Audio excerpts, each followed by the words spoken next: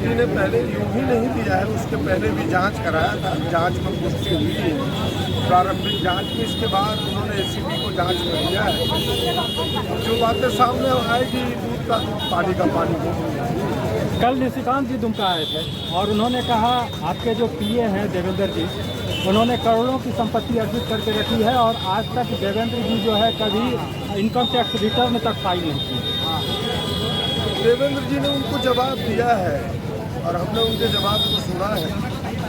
भाई मेरा 4 लाख की भी अगर देवघर में संपत्ति हो तो सांसद महोदय हमको दिला दीजिए, लोटा पानी लेके जैसे गुना आपका स्वागत है। यानी इसके भाव यही है कि हमारी कोई चीज़ है नहीं, केवल वो देवेंद्र उसके निशाने पर नहीं है, कहीं पर निगाहें कहीं पर निशाना वो कर रहे हैं। जब मेरे पास उनका कुछ निकला नहीं तब देवेंद्र के बहाने हमें बदनाम करना चाहते। कहानी इतनी ही है, लेकिन दुनिया जानती है, पब्लिक है, सब कुछ जानती है और सच सामने आएगा। जो खाता प्लॉट नंबर का वो हवाला दे रहे हैं 512 या कुछ, वो देवेंद्र जी के नाम से है या नहीं? मेरी जानकारी में तो नहीं है। देवेंद्र जी ने भी पूरी बात बताया कि कहीं मेरा कोई ऐसा जमीन ही नहीं है। वो झूठ को सच साबित करने के लिए 100 बार इसी तरह की बात करते हैं। आज से तो 4 दिन पहले उन्होंने प्रमोद पंडित का नाम लिया कि हमको प्रमोद पंडित ने कहा, जो 9 साल पहले प्रमोद पंडित मर चुका है, जिसके घर का उन्होंने फोटो दिया था। वो प्रमोद पंडित बेचारा रेंज अफसर है, जो प्रजापति समाज ने जब उसका विरोध किया तब उसकी सच सामने आई, उसका कलई खुल गया, तब उसको हटा करके कहीं दूसरी बात कह रहे हैं। केवल ये सारी बातें झूठी है, बेबुनियाद है, कहीं भी थोड़ा इसमें सच्चाई नहीं है। देखिए, आप सब जानते हैं कि भारत जोड़ो यात्रा आदरणीय राहुल गांधी जी के नेतृत्व में कन्याकुमारी से लेकर कश्मीर तक चल रही है और 68वें दिन आज वो यात्रा पर हैं और लगभग 1500 किलोमीटर पूरा कर चुके हैं। 3570 किलोमीटर उनको चलना है। तो ऐसे में हम लोगों ने निर्णय लिया था कि हर एक प्रखंड, हर एक पंचायत और जिलों में जाकर के दौड़ा करेंगे और पदयात्रा कर जो राहुल गांधी जी के का जो संदेश है, जो नफरत हटाओ देश बचाओ, महंगाई हटाओ देश बचाओ, संविधान बचाओ भाजपा हटाओ, हम लोग इस तरह की बात को लेकर के लोगों के पास जा रहे हैं। और हम ये कह सकते हैं कि जिस तरह से पाकुड़ साहेबगंज और दुमका में जो कार्यक्रम हुआ है, निश्चित रूप से लोगों का भारी समर्थन मिल रहा है। आप लोग भी इस यात्रा में जुड़ रहे हैं। जिस तरह से महिलाओं की संख्या थी, हम आज ये कह सकते हैं कि जिन उद्देश्यों को लेकर के राहुल गांधी जी चले थे, जिन उद्देश्यों के साथ कि किस तरह से भारत टूट रहा है महंगाई की वजह से, बेरोजगारी की वजह से, उसको जो जोड़ने निकले हैं उसमें हम लोग पूरी सफलता प्राप्त कर रहे हैं। सर, एक सवाल है मेरा राष्ट्रपति को लेकर। राष्ट्रपति आ रही हैं और सीधे वो कार्यक्रम में कल 15 नवंबर के कार्यक्रम में स्थापना दिवस में नहीं आएंगी। इसमें बीजेपी के एक सांसद का बयान आया है कि जिस तरह से राष्ट्रपति वहां नहीं पहुंचकर महिलाओं और आदिवासियों का सम्मान की रक्षा की है, जिस तरह से बंगाल के एक मंत्री ने बयान दिया है, इसको लेकर क्या? देखिए, हमें लगता है कि जो भी लोग इस तरह की बात, घटिया बात करते हैं, उस घटिया बयानबाजी में हमें नहीं शामिल होना है। हम ये समझते हैं कि राष्ट्रपति पद की एक गरिमा होती है, उस गरिमा का हम पालन करें। ये ठीक है कि अब राष्ट्रपति पद में भी राजनीति हो रही है। जब महामहिम जी जैसा पद के इस तरह के बयान आते हैं तो निश्चित रूप से दुख होता है। महामहिम राष्ट्रपति पद की एक गरिमा है और उस गरिमा का ख्याल रखते हुए हम लोग इस पर कोई बयानबाजी करें, ये ठीक नहीं है। हाँ, ये सही है कि महामहिम ने समय दिया था हमारे कार्यक्रम में आने का और बाद में उसको कैंसिल कर दिया जाता है। अब ये देखना होगा कि ये किस दबाव में हुआ है, किसी राजनीतिक कारण से हुआ है या महामहिम की कोई और मजबूरी रही है। क्योंकि हम तो चाहेंगे कि हमारी राज्यपाल रही है महामहिम द्रौपदी मुर्मू जी और हमारे बीच आए और हमारे कार्यक्रम, जो स्थापना दिवस का कार्यक्रम जो भगवान बिरसा मुंडा जी के उस पर जन्मतिथि पे होता है, वैसे मौके पर वो हमारे बीच नहीं रहे तो निश्चित रूप से दुख होता है। लेकिन ठीक है, वो आ रही है भगवान बिरसा मुंडा की धरती पर, तो निश्चित रूप से हम उनका स्वागत करते हैं।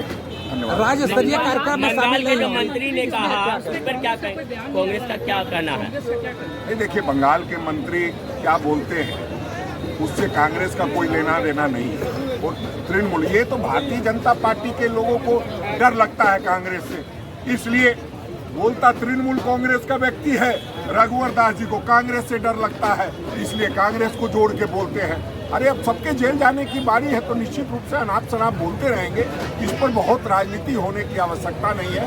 हम लोग महामहिम जी का सम्मान करते हैं और महामहिम जी आए उनका स्वागत। लेकिन ऐसे बयानों की निंदा करनी चाहिए या नहीं? बिल्कुल बिल्कुल, कोई भी बयान गलत बयानी करेगा, चाहे मेरी पार्टी का व्यक्ति क्यों नहीं हो, हम उसकी निंदा करेंगे।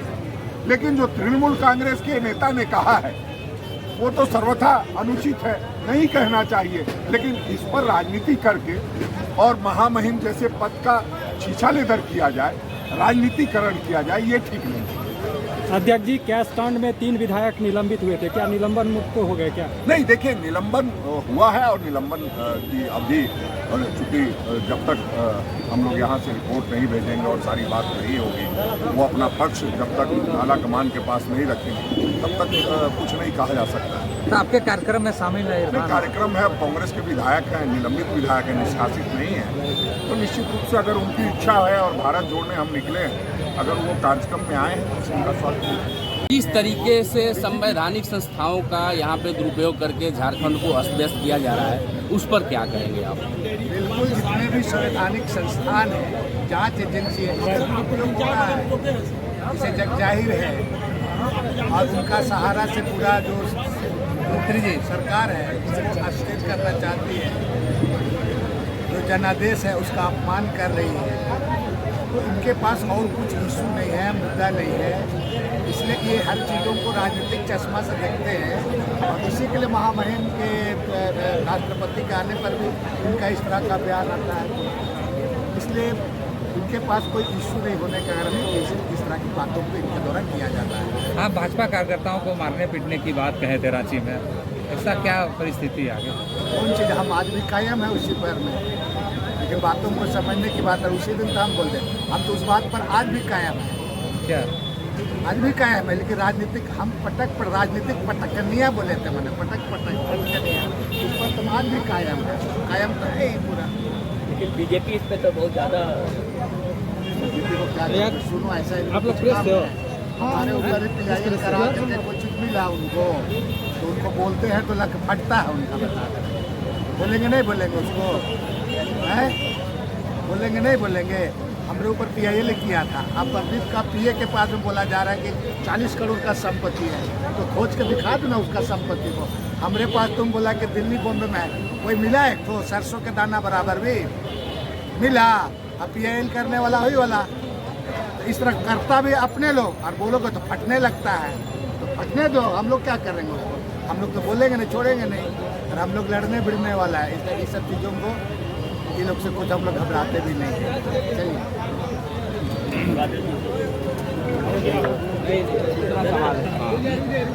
आज मुख्यमंत्री ने 5 पूर्व मंत्रियों पर जांच का अनुशंसा किया है। क्या कहेंगे सरकार के इस फैसले को? मैं इस कार्यक्रम में व्यस्त हूँ। यह बात जो आपके माध्यम से मुझ तक आई है, पहले हम पूरी बात को जान लें तभी अपनी प्रतिक्रिया करें।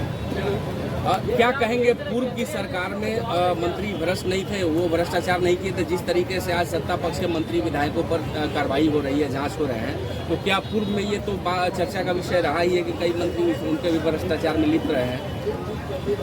बात माननीय मुख्यमंत्री जी मागवा विश्व मागवा राज का सपना लेकर आगे बढ़े हैं और उन पर राज्य की जनता विश्वास करे, संवेदनशीलता उनमें है और जिस तरह से गरीबों के लिए उन्होंने काम करना शुरू किया और जो विषम हालात अभी इस दौर से वो गुजर रहे हैं, तो उसको लेकर हम लोग सभी संवेदनशील हैं।